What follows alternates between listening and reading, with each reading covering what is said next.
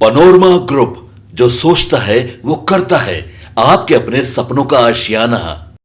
Deputy CM Vijay Sinha ने जब से अपने विभाग की कमान संभाली है, एक्शन तो ले ही रहे हैं, इसके साथ बड़े बड़े फैसले ले रहे हैं, कई सारे बदलाव देखने को मिल रहे हैं। और वंशावली को लेकर के एक और बड़ा फैसला आया है। क्या है पूरी खबर, आइए आपको बताते हैं। नमस्कार, आप देख रहे हैं सिटी पोस्ट लाइव, मैं हूं आपके साथ वैष्णवी।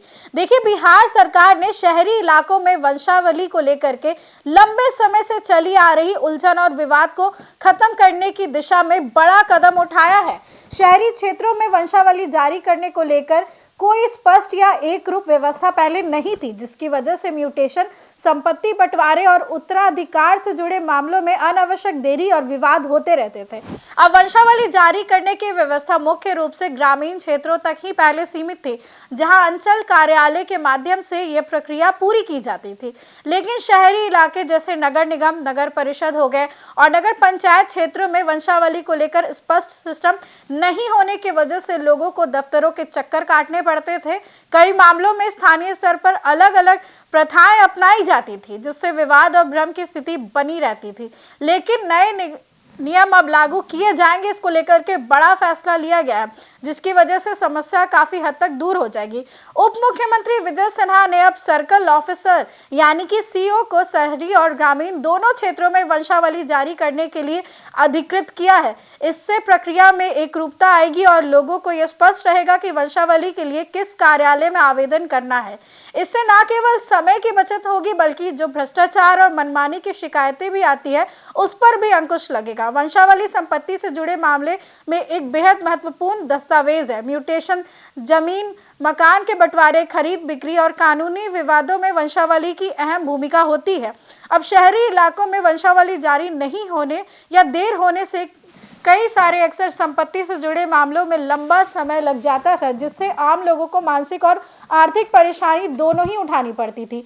नए नियमों के तहत अब शहरी क्षेत्र के लोग सीधा अपने अंचल कार्यालय में आवेदन कर सकते हैं। निर्धारित प्रक्रिया और समय सीमा के अंदर वंशावली जारी कर दी जाएगी। सरकार का मानना है कि इससे न केवल आम नागरिकों को राहत मिलेगी, बल्कि न्यायालयों में चल रहे संपत्ति विवादों की संख्या में भी कमी आएगी, यानी कि लोगों को भी आसानी होगी और कोर्ट को भी। सरकार का यह फैसला आम लोगों के लिए बड़ी राहत के रूप में देखा जा रहा है। अब ऐसे में बता दें कि विजय सिन्हा ने अधिकारियों को एक और सलाह दी है। समस्या को दूर करने को लेकर के एक बेहद महत्वपूर्ण बैठक का आयोजन भागलपुर में किया गया, जहां पर विजय सिन्हा ने कई सारी बातें कही हैं। देखिए, राजस्व एवं भूमि सुधार मंत्री विजय सिन्हा ने DCLR से कहा है कि सरकारी अधिकारियों और जनता के बीच में अच्छे संबंध बनाए रखना प्रशासन की सफलता की कुंजी है। उन्होंने अधिकारियों को स्पष्ट निर्देश दिए हैं कि सबसे रस्मों रिवाज का ध्यान रखें, सबसे मेलजोल बना करके रखे, व्यवहार और रिश्ते बनाए रखे और हर किसी के साथ अच्छे संबंध बनाए रखे। अधिकारियों को यह भी याद दिलाया गया कि उनका मुख्य उद्देश्य जनता की समस्याओं का समाधान करना है, ना कि नई नई समस्या पैदा करना है।